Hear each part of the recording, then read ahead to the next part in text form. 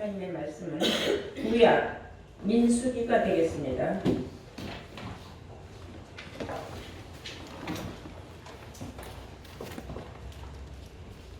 구약 민수기 24장이 되겠습니다.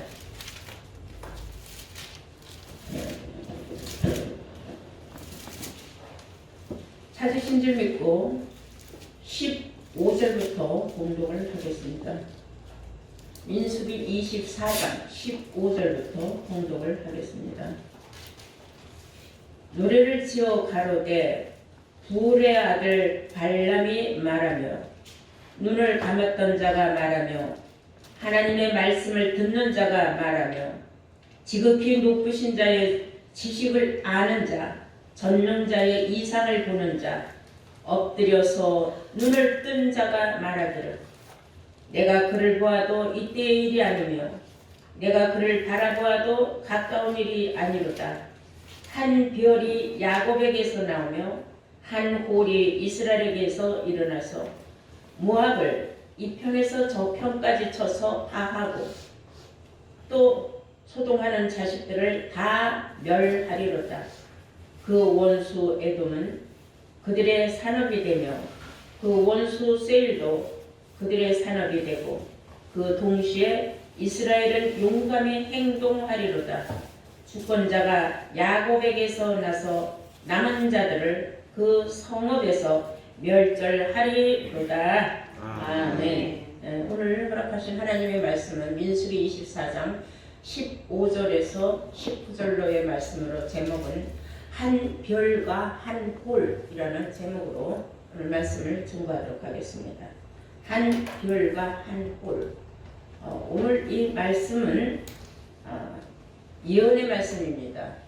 예언의 말씀을 발람이라는 이스라엘 선지자의 입을 통하여 장래에 일어날 일을 성경에 기록하였다고 볼 수가 있습니다. 여러분, 하나님의 말씀은 누구나 다 듣고 알아듣고 깨닫는 건 아닙니다. 하나님 말씀이 얼마나 깊고 오묘한지 어린아이 신앙으로는 도무지 이해할 수 없고 해석할 수도 없습니다. 장성한 자라야 마음과 귀에 할례를 받은 사람만이 듣고 깨달을 수 있는 하나님의 오묘한 예언의 신비한 말씀이라는 것을 아시기 바랍니다. 사람도 겉사람이 있고 속사람이 있습니다. 사람 겉만 보고 잘못 알면 큰일 나는 거죠. 그 사람의 속마음을 알아야 사람의 신뢰성이 가는 줄로 믿습니다. 그래서 사람 잘못 봤네, 그 사람 그런 줄 몰랐네 이런 말을 하듯이 우리가 성경에도 고린도전서 2장 11절에 보면은 사람의 사정을 사람의 영 외에는 누가 알려 이와 같이 하나님의 사정도 하나님의 영 외에는 아무도 모른다 이런 말씀이 있어요. 그 사람의 속사정을 안다는 것은 그 입에서 나는 영을 통하여 안다는 말씀입니다. 사람의 속마음도 그 사람이 입을 열어서 자기 속마음을 털어놓지 않으면 그 사람이 무슨 생각을 하는지 모르죠. 왜냐하면 그 사람의 생각이 말로 나오기 때문에.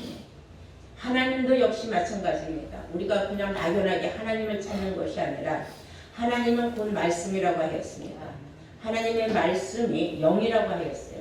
그 영을 우리가 하나님의 말씀을 깨달았을 때에 하나님이 어떤 분인 줄을 알 수가 있다는 것을 아시기 바랍니다.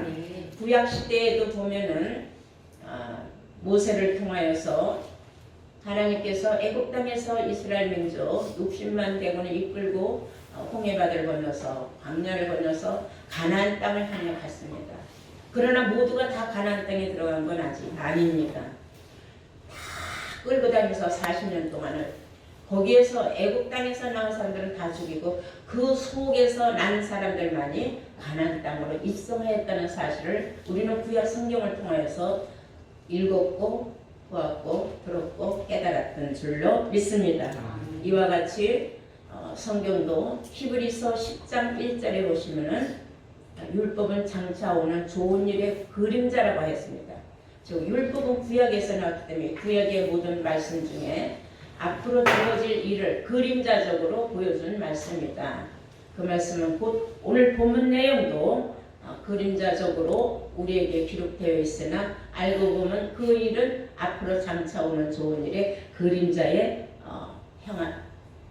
해당이 되는 그러한 말씀이다. 그런 뜻을 여러분들은 알아야 돼요. 오늘 이 성경에는 부올의 아들 발람이라는 사람이 출연합니다. 이 발람이라는 사람은 이스라엘에서 아주 능력 있고 굉장한 선지자였어요. 이름난 선지자예요. 그런데 그 당시 이스라엘하고 모압하고 전쟁이 붙게 됐습니다. 근데 모압 땅에서 그 모압 족속들이 바라볼 때 이스라엘은 날이 갈수록 강성해지는 거예요. 저대로 놔뒀다가는 안 되겠다. 이스라엘을 완전히 짓밟아 버리지 않으면 우리가 큰일 나겠는데, 이게 사람의 힘과 능력으로 되지 않는다는 걸 알았어요. 왜 그러느냐면 이스라엘은 아주 유능한 선지자 발람이가 있어서 그가 하나님하고 교통을 함으로써 이스라엘을 지켜준다는 걸 알았어요. 그래서 그 모압 왕 발락이라는 사람이 있어요. 그래서 그 발락 왕이 꾀를 내었어요. 자기 나라에 아주 훌륭하고 유능한 그런 귀족들을 모아가지고 발람을 모셔오기로 합니다. 금은 잼을 어마어마하게 싸가지고 가서 우리나라에 와서 좀 우리 이 모압을 위하여서 복을 빌어달라고, 하나님 앞에 이스라엘 저주해달라고 간절히 원했어요. 그랬는데 발람이가 무슨 말이냐고 말도 안 되는 소리 하지 말라고 했는데 상고처려라고 날이 갈수록 더 많은 재물을 가지고 가는 거예요. 사람이라 마음이 움직이기 시작하는 거예요. 재물을 보고 금은부화를 보니까 마음이 동하기 시작을 했는데, 양심상 자기가 이스라엘의 선지자요, 하나님이 세운 선지자인데요, 하나님이 사랑하는 나라 이스라엘을 자기가 저주한다는 건 양심상 가책을 받아서 될 수가 없는 거예요. 근데 두 번째 왔었을 적에 그때도 냉정하게 거절을 했지만은 세 번째 왔을 적에는 마음이 너무 그 재물에 그냥 눈이 뒤집어지다시피 한 거예요. 뭐라고 말하느냐면, 내가 하나님 앞에 내가 물어보겠다. 그래갖고 하나님 앞에 기도를 하면서, 하나님 내가 가는 것이 옳습니까? 안 가는 것이 옳습니까? 하고 물어봤어요. 하나님이 가라고 하겠습니까? 가지 말라고 하죠. 너는 가면 안 된다 하고 허락을 안 했어요. 그런데 세 번째 기도하면서 하나님 앞에 또 정말 제가 가면 안 되겠습니까? 그러니까 하나님은 아셨어요. 이놈 마음이 완전히 재물에 눈이 뒤집어졌구나. 그런데 마지막 1%의 양심이 차마 지 맘대로 못 가는 건 하나님이 세운 선지자이기 때문에 어떻게든지 하나님 마음을 돌려보려고 애쓴다는 걸 알았어요. 네 마음이 이제 돌아섰구나 하는 걸 하나님이 아셔가지고 어쩔 수 없이 발람에게 하나님께서 말씀을 하십니다. 가라! 네가 가기는 가되 이스라엘은 절대로 저주하지는 말아라.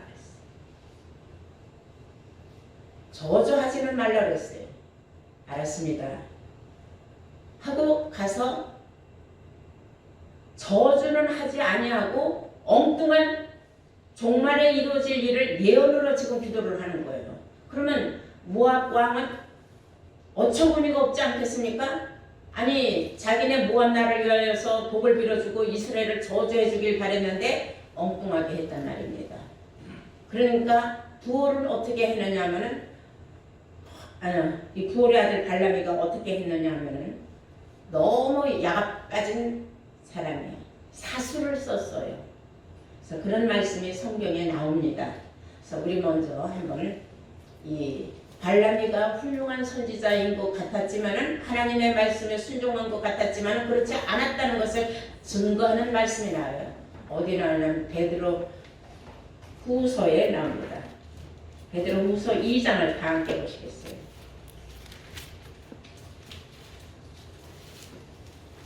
15절을 보시겠습니다. 저희가 바른 길을 떠나 미혹하여 부올의 아들 발람의 길을 쫓는도다. 그는 불의의 싹을 사랑하다가 그 많은 재물을 탐내다가, 그 말이죠, 자기의 불법을 인하여 책망을 받되 말 못하는 나귀가 사람의 소리로 말하여서 그 선지자의 미친 것을 금지하였느니라 그랬어요. 먼 훗날에 가서 신약시대에 와서 베드로후서가 보니까 이 일은 정말로 발람이가 하면은 안 되는 짓을 했다는 것을 이때에 밝혀진 거예요. 그 당시에는 발람이가 이스라엘을 위하여 예언을 하고 복을 빌어준 줄 알았는데 알고 보니까 그는 사수를 썼다는 것을 우리가 알 수가 있어요. 그 사수를 썼다는 말씀이 어디 나오냐면 민수기 24장 1절을 보시겠어요.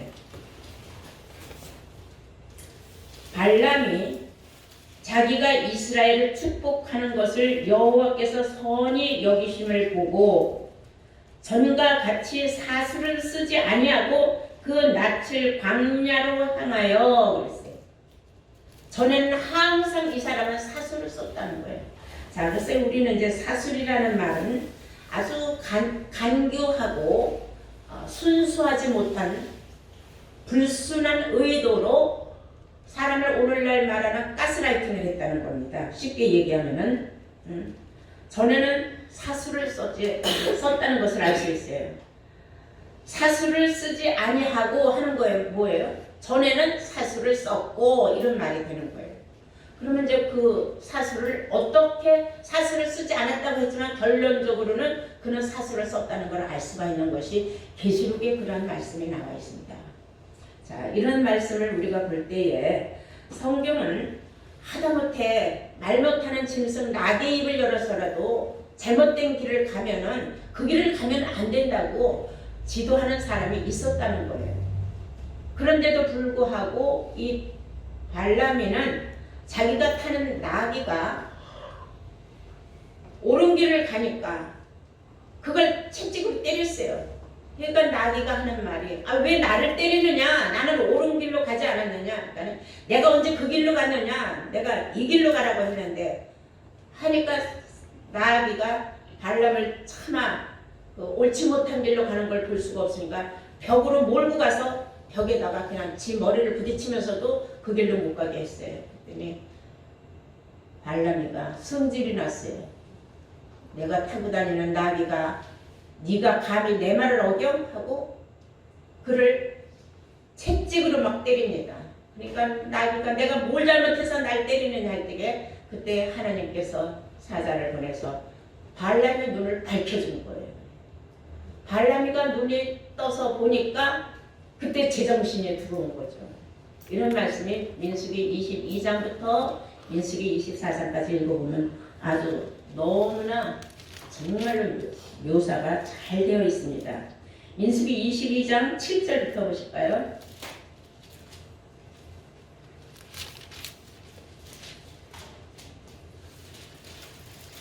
모압 장로들이 미디안 장로들이 손에 복술의 예물을 가지고 떠나서 발람에게 이르러 발락의 말로 그에게 고하매 발람이 그들에게 이르되 이 밤에 여기서 유숙하라. 여호와께서 내게 이르시는 대로 너희에게 대답하리라. 모압 귀족들이 발람에게서 유하니라. 하나님이 발람에게 임하여 가라사대 너와 함께한 이 사람들이 누구냐? 발람이 하나님께 고하되 모압 왕 십불의 아들 발락이 내게 보낸 자라. 이르기를 보라 애굽에서 나온 민족이 있어 지면에 덮였으니 애굽에서 나온 저 이스라엘 민족들이 지면을 덮었으니 이제 와서 나를 위하여 그들을 저주하라. 내가 곧 그들을 쳐서 몰아낼 수 있으리라 하나이다 하고 하나님 사자한테 고했어요.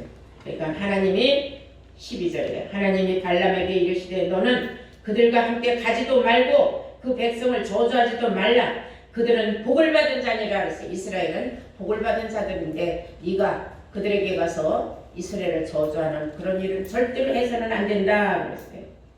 발람이 아침에 일어나서 발락의 귀족들에게 이르되 너희는 너희의 땅으로 돌아가라.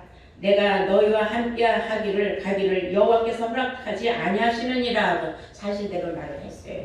하나님께서 절대로 내가 너희들하고 함께 가는 걸 허락하지 않으시니까 나는 갈 수 없으니까 너희네들이 너희 땅으로 돌아가라. 나는 갈 수 없다 그랬어요. 14절에 모압 귀족들이 일어나서 발락에게로 가서 고하되 발람이 우리와 함께 오기를 도전하더이다 하니까 발락이 다시 그들보다 더 높은 귀족들을 더 많이 보내매 그들이 발람에게로 나아가서 그에게 이르되 십볼의 아들 발락의 말씀에 청컨대 아무 곳에도 거리끼리지 말고 내게로 오라. 내가 그대를 높여 크게 존귀하게 하고 그대가 내게 말하는 것은 무엇이든지 시행하리니 청컨대 와서 나를 위하여 이 백성들을 저주하라 하시더이다 하고서 또 다시 발람에게 가서 발락에 전하는 말을 그대로 전했어요. 발람에게 그 모압 족속들의 그 귀족들이 가서 그랬더니 18절 발람이 발락의 신하들에게 대답하여 가로되 발락이 그 집에 은금을 가득히 채워서 내게 줄지라도 내가 능히 여호와 하나님의 말씀을 어기어서 덜하거나 더하지 못하겠노라. 아니 이게 무슨 말이냐고 가라고 냉정하게 쫓아야 되는데 미련이 있어서 나는 하나님이 하는 말씀에 더하지도 못하고 덜하지도 못하고 하니까 니네들이 알아서 해라 이제 이런 뜻이에요. 20절에 보니까 밤에 하나님이 발람에게 임하여 이르시되 그 사람들이 너를 부르러 왔거든 일어나 함께 가라. 그러나 내가 네게 이르는 말만 준행할지니라. 발람의 마음을 못 잡고 흔들리는 걸 하나님이 보신 거예요. 네가 가고 싶은 마음이 아주 굴뚝 같은데 네가 나 때문에 그냥 어쩔 줄 몰라서 말하자면은 방방거리고 있는 거예요. 동동동동 발을 돌고 내가 이게 가야 되나 말아야 되나 하나님을 생각하면 안 가야 되고 저 많은 재물을 보면 가야 되겠고 저쪽에서는 어마어마하게 나를 존귀한 자리에 얹혀주고 재물도 많이 준다고 하는데 그걸 내가 다 묵살해버려야 되나 얼마나 그 신난하게 고민을 하는지 몰라. 그걸 고뇌찬 고민이라 그래요. 자 이런 일이 있자 이제 발람이가 어떤 일을 하는지 아닙니까? 21절 발람이 아침에 일어나서 자기 나귀의 안장을 지우고 왜 하나님이 그 마음을 아셨기 때문에 가라 했잖아요. 하나님 허락 받아냈다 이거죠. 그래서 발람이 아침에 일어나서 자기 나귀의 안장을 지우고 모압 귀족들과 함께 행하니 그가 행함을 인하여 하나님의 진노하심으로 여호와의 사자가 그를 막으려고 길에 서서 발람은 자기 나귀를 타고 그 두 종은 그와 함께 있더니 나귀가 여호와의 사자가 칼을 빼어서 손에 들고 길에 선 것을 보고 길에서 떠나 밭으로 들어가는지라. 나귀가 영안이 열려서 본 거예요. 하나님의 사람들이 그냥 불꽃 같은 눈동자로 칼을 들고 서니까 그냥 아이고 나귀가 아이고 나 살아야지 하고서 밭으로 뛰어들어갔어요. 그러니까 발람이는 또 얼마나 흔들거렸겠으니까 나귀가 그 딴 길로 가니까 그래서 발람이 나귀를 길로 돌이키려고 채찍질을 막 하는 거예요. 여기가 길이냐 밭이지 하고 채찍질을 합니다. 여호와의 사자는 포도원 사이 좁은 길에 섰고 좌우에는 담이 있더라. 나귀가 여호와의 사자를 보고 몸을 담에 대고 발람의 발을 그 담에 비벼서 상하게 하네. 발람이까지도 저 담에다가 그냥 막 처박아 놓으니까 발람이 한쪽 발도 상해버렸어요. 발람이 채찍질을 하니 여호와의 사자가 더 나아가서 좌우로 피할 데 없는 좁은 곳에 선지자라 서게 됐다 이거예요. 좌우에 피할 데 없는 대로 곳에 선지라. 나귀가 여호와의 사자를 보고 발람의 밑에 엎드리니 나귀가 여호와의 사자를 보고 발람 밑에 엎드리니 발람이 노하여 자기 지팡이로 나귀를 막 때리는지라. 여호와께서 나귀 입을 여시니 짐승이 나귀가 입을 열었다고 했어요. 여호와께서 나귀 입을 여시니 발람에게 이르되 내가 네게 무엇을 하였기에 나를 이렇게 3번이나 때리느냐. 발람이 나귀에게 말하되 네가 나를 거역하는 영혼이 내 손에 칼이 있었다면 곧 너를 죽였으리라. 나귀가 발람에게 이르되 나는 네가 오늘날까지 네 일생에 타는 나귀가 아니냐. 내가 언제든지 네게 이같이 행하는 행습이 있더냐. 가로되 없었느니라. 때에 여호와께서 발람의 눈을 밝히심에 여호와의 사자가 손에 칼을 빼어들고 길에 선 것을 보고 머리를 숙이고 엎드리니 여호와의 사자가 그에게 이르되 너는 어찌하여 네 나귀를 이같이 3번을 때렸느냐. 보라 네 길이 네 앞에서 폐역하므로 내가 너를 막으려고 나왔더니 나귀가 나를 보고 이같이 3번을 돌이켜 내 앞에서 피신하였느니라. 나귀가 만일 돌이켜서 나를 피하지 아니하였다면 내가 벌써 너를 죽이고 나귀는 살렸으리라. 발람이 여호와의 사자에게 말씀하되 내가 범죄하였나이다. 당신이 나를 막으려고 길에 서신 것을 내가 알지 못하였나이다. 당신이 이를 기뻐하지 아니하시면 나는 돌아가겠나이다. 여호와의 사자가 발람에게 이르되 그 사람들이 함께 가라. 내가 네게 이르는 말만 할지니 발람이 발락의 귀족들과 함께 가니라 그랬어요. 내가 너한테 일러준 말만 명심하고 가라. 네 마음은 이미 그쪽으로 완전히 기울어졌다 이게. 여기서 말 못하는 나귀라고 했지만은 사실 알고 보면 나귀는 자기 집 그 주인도 알아보는 거예요. 주인이 누구인지. 왜냐면 나귀를 항상 타고 다니니까 나귀가 오늘은 어디 가는 나귀가 그렇게 약달해. 지혜가 높고. 그런데 이것도 알고 보면 짐승도 사람을 비유한 거죠. 말하자면 발람이가 데리고 있는 사람이라고 해도 과언이 아니죠. 그런데 오죽하면은 내 선지자가 내가 모시는 선지자가 이렇게 옳지 못한 길을 재물에 눈이 어두서 가까이 가고 못 가게 막은 거나 다름없어요. 근데 그걸 몰랐던 이 발람 선지자가 결국은 하나님이 발람의 눈을 밝혀주니까 그때서야 지정신이 들어와서 아이고 나 이제 그럼 돌아가겠습니다 하니까는 하나님이 돌아갈 필요는 없다. 네가 여기까지 왔으니 그냥 따라는 가되 절대로 이스라엘의 저주는 하지 말아라 그랬어요. 그래서 모압 족속들하고 함께 그냥 가서 이제 이 편에서 모압 편에 서가지고 이스라엘을 저주하라는 말을 했는데 실상 저주를 하지 않았어요. 그리고 이렇게 예언의 말을 합니다. 그래서 이 예언의 말씀을 우리가 먼저 알아보고 그 어리석고 참 한심했던 그 발람 오늘날에 이런 사람들이 얼마나 많은가. 자기 밥그릇을 위하여 자기 유익을 위하여 자기 재산이나 재물에 눈이 팔려서 하나님의 뜻을 저버리는 사람들은 이 세상에 지금 얼마나 많은가. 이런 걸 우리가 성경적으로 우리가 깨달아야 될 줄로 믿습니다. 자, 계시록 14장을 보시겠어요?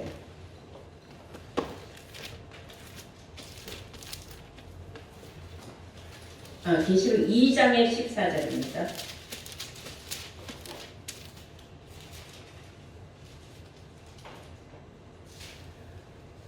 계시록 2장 14절 보시면 그러나 네게 두어 가지 책망할 것이 있나니 거기 네게 발람의 교훈을 지키는 자들이 있도다. 발람이 발락을 가르쳐 이스라엘 앞에 올무를 놓아 우상의 재물을 먹게 하였고 또 행음을 하게 하였느니라. 이와 같이 네게도 니골로 당의 교훈을 지키는 자들이 있도다 그랬어요.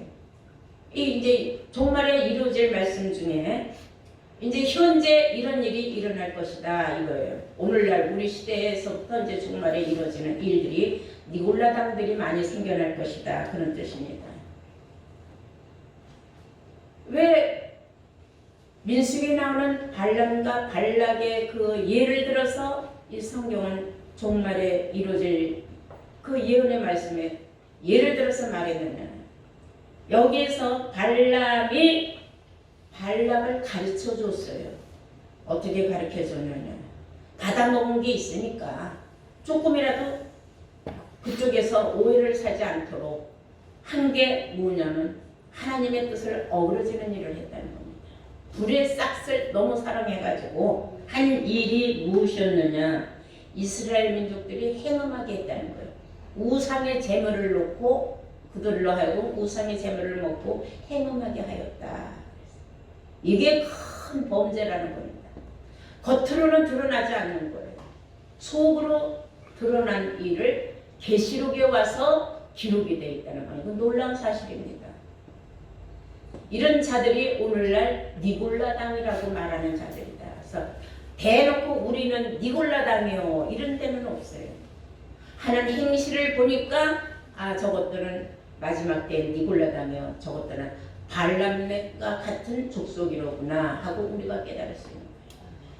순수하지 못하고 폐악하는 일을 한다는 거예요. 하나님의 백성들을 폐악의 길로 인도하는 거죠. 우상의 재물을 먹을 수 있는 길로 인도한다는 겁니다. 누가? 선지자가 그렇다는 거죠.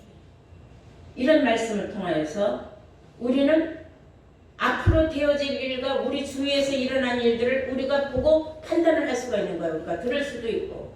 그때 우리가 딱 판단 내리면 아 저건 니골라당이구나 하는 것을 우리가 알 수가 있어요. 이해가 되셨습니까? 아멘. 말씀의 취지를 알아야 돼요. 아멘. 예, 이런 일이 있어서는 안 된다는 거예요. 그런데 왜 한 비올은 야곱에게서 나온다고 이 발라기가 원하는 이스라엘을 저주하라는 말은 안 하고 엉뚱하게 왜 한 비올이 야곱에서 나온다고 하며 한 홀은 이스라엘에게서 나온다고 했느냐. 이것은 먼 훗날의 예언의 말씀을 그냥 자기도 모르게 영에 취해서 짓거리는 말이지만 그것은 다 성경에 기록되고 기록된 말씀은 기록된 대로 이루어지고 있다는 사실이죠. 그래서 야곱에게서 한 별이 나온다 하는 것은 야곱의 줄기에서 예수님이 나온 건 맞아요. 맞죠? 그 줄기를 그 조상들을 올라가 보면 그런데 거기에서 나온 그 예수님이 한 별이라는 겁니다. 야곱에게서 한 별이 나왔다는 것은 예수님을 말하는 거예요. 계시록 22장 16절을 보시면은 다 함께 계시록 22장 16절 보시겠어요. 나 예수는 그랬어요. 교회들을 위하여 내 사자를 보내어 이것들을 너희에게 증거하게 하였노라. 나는 그랬어요. 나 예수는 나는 그 말이에요. 다윗의 뿌리요 자손인 곧 광명한 새벽별이라 하시더라. 예수님은 한 별로 비유가 됐다. 어둠 속을 헤치고 나온 광명한 새벽별이다. 그러면 이스라엘에게서 나오는 한 홀은 무엇을 또한 상징하느냐? 한 홀. 이스라엘은 무엇이냐면 호세아서 10장 1절을 보시겠어요. 다 함께. 호세아서 10장 1절을 보시면 이스라엘은 그랬어요. 이스라엘은 열매 맺는 무성한 포도나무라. 그 열매가 많을수록 재단을 많게 하며 그 땅이 아름다울수록 주상을 아름답게 하는도다. 잘 들으셔야 해요. 이스라엘은 그랬어요. 이스라엘이라는 뜻은 저 국가적인 저 전쟁이 일어나는 저 이스라엘, 예수님 탄생한 이스라엘이 아니라 이스라엘이라는 것은 열매를 맺는 무성한 포도나무다 그랬어요. 포도나무 하면 누가 생각나요? 요한복음 15장 1절에 예수님이 생각나죠. 근데 무성한 포도나무다. 포도나무에는 뭐가 열려요? 포도 열매가 열리지 않습니까? 그 포도나무 열매들이 많으면 많을수록 재단을 많게 한다. 십자가 재단이 많아진다. 오늘날 예수를 이름을 붙잡고 교회들이 얼마나 많습니까? 그러니까 다시 말해서 예수 믿는 자들을 이스라엘로 비유하고 있는 겁니다. 그래서 그 이스라엘 예수 믿는 사람들 가운데에서 홀이라는 사람이 나온다. 그래서 이름이 홀이 아니에요. 홀이라는 것은 여러분들 옛날에 그 궁중 드라마 같은 걸 보면 왕 앞에 나가지는 홀 들고 나가야 돼요. 그래야 왕을 아련할 수가 있어요. 이와 같이 이 홀은 하나님을 만날 수 있는 능력의 표시입니다. 그래서 이 홀도 종류는 많이 있지만 오늘은 홀에 대해서 설교하는 시간은 아닙니다. 창세기 49장 보시겠어요. 창세기 49장 10절 말씀입니다. 홀이 유다를 떠나지 아니하며, 홀은 유다 족속을 결단코 떠나지 않고, 말하자면 떠나지 않는다는 건 뭐예요? 홀은 유다와 함께 있다. 유다를 지켜준다 그런 뜻이에요. 또 홀은 유다를 떠나지 아니하며 치리자의 지팡이가 그발 사이에서 떠나지 아니하시기를 실로가 오시기까지 미치리니 그에게 모든 백성은 복종하리로다. 실로가 오시면은 유다와 홀이 다 함께 하나님 앞에 모든 일을 놓고 복종을 하는데 결국은 홀에게 복종하는 거나 다름없다. 쉽게 우리가 얘기하자면 하나님이 보내는 마지막 때 선지자를 홀로 비유하고 있는 겁니다. 우리 한번 시편 110편을 보시겠어요. 시편 110편 2절부터 보시면은 여호와께서 시온에서부터 주의 권능의 호를 내어보내시리니. 어디에서? 시온에서. 시온은 하나님이 돌아오셔서 머무시는 곳이에요. 하나님은 시온에 돌아오시며 예루살렘 가운데에 거하리니. 예루살렘은 진리의 성읍이라 스가랴서 8장 3절 말씀 있지 않습니까? 그 하나님께서는 시온으로부터 뭘 보내준다? 주의 권능의 호를 내어보낸다. 시온에서부터 유다 백성을 치리할 수 있는 한 선지자를 보내주겠다 그 말이에요. 그러므로 여호와께서 시온에서부터 주의 권능의 호를 내어보내시리니 주는 원수 중에서 다스리소서. 주의 권능의 날에 주의 백성이 거룩한 옷을 입고 즐거이 헌신하리니 새벽 이슬 같은 주의 청년들이 주께 나오는도다. 여호와는 맹세하고 변치 아니하시리라. 이르시기를 너는 멜기세덱의 반차를 쫓아 영원한 제사장이라 하셨도다. 아멘. 네, 홀이 유다를 떠나지 아니하고 홀은 절대로 유다를 떠나지 아니합니다. 홀을 통하여서 새벽 이슬 같은 청년들이 어마어마하게 모여든다. 이슬이라는 것은 신명기 32장 2절 말씀과 같이 말씀이에요. 하늘에서 내리는 비는 이슬은 하나님의 입에서 나오는 말씀이라고 했어요. 말씀을 받은 수많은 청년 같은, 우리가 지금 육신적으로 나이가 많고 적은 것 뜻이 아니에요. 하나님을 아는 지식이 최고도에 달해 있는 그런 사람들, 오직 하나님만 바라보고 오직 주를 향하여서 충심을 다하는 이런 사람들을 청년들로 비유하고 있는 거예요. 앞으로 우리가 호련변화 받으면 다 말할 수 없는 젊디 젊은 청년들과 같은 모습으로 우리가 다 호련변화 될 것입니다. 아멘. 자, 이런 사람들이 주의 거룩한 옷을 입고, 옷이라는 건 전신갑주한 사람들을 말하는 거 아닙니까? 그리스도의 말씀으로 옷 입으라 하지 않았어요? 그러므로 주의 권능의 날에 주의 백성이 거룩한 옷을 입고 즐거이 헌신을 하리니 새벽 이슬 같은 주의 청년들이 주께로부터 나오는도다. 누구와 함께 나오냐면 홀과 함께 나온다는 거예요. 여호와는 맹세하고 변치 아니하시리라. 이르시기를 너는 지명하여서 멜기세덱의 반차를 쫓아 영원한 제사장이라 하셨도다. 누구를 보고 말씀하시는 거예요? 멜기세덱 반차를 쫓아가신 예수님의 뒤를 쫓는 홀과 함께한 유다 백성들을 다 새벽 청년 같은 이슬들로 비유하고 있답니다. 새벽 이슬을 받은 청년들 얼마나 힘있고 강하고 정신부장이 완전히 하나님께 대하여 헌신할 충성할 자들이라는 것을 성경은 기록하고 있다는 걸 우리는 알아야 됩니다. 그러므로 우리는 오늘 말씀을 통하여서 불의 싹을 사랑하다가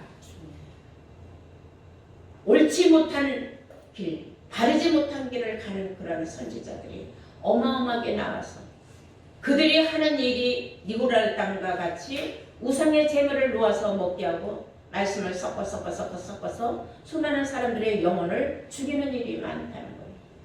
이런 사람들을 여러분들은 항상 잘 살펴보고 내가 어디를 가야 구원의 올바른 길이 나오는가 여러분들이 생각하는 지혜로운 자들이 되어야 될 줄로 믿습니다. 아멘. 절대로 옳지 못한 그 얍삽한 그 재물 때문에 내 영혼을 팔아먹는 그런 일을 해서는 안 된다는 것을 성경은 우리에게 경고적으로 오늘 보여준 말씀이라고 여러분들 생각하시면 되겠습니다. 그러므로 우리 모두 다 함께 항상 내가 가는 길이 이 길이 옳다는 것은 내가 성경대로 가고 있기 때문에 나는 옳다.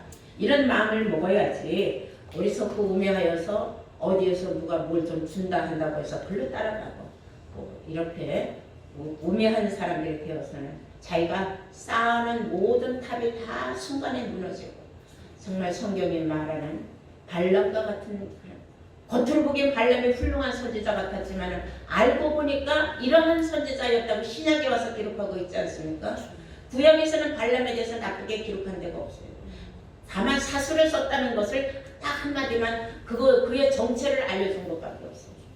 이제 신약에 와서요. 그 모든 비밀이 벗겨졌다는 것을 오늘 이 말씀과 같이 우리는 이스라엘에게서 한 홀이 나오고 야곱에게서는 한 별이 나오지만 우리가 종말에 따라가야 할 길은 멜기세덱의 반차를 쫓아간 영원한 그 예수님의 뒤를 쫓아서 한올과 함께하는 새벽 이슬 같은 청년들로 여러분들이 다 함께 참여하시기를 주의 이름으로 축원합니다. 아멘.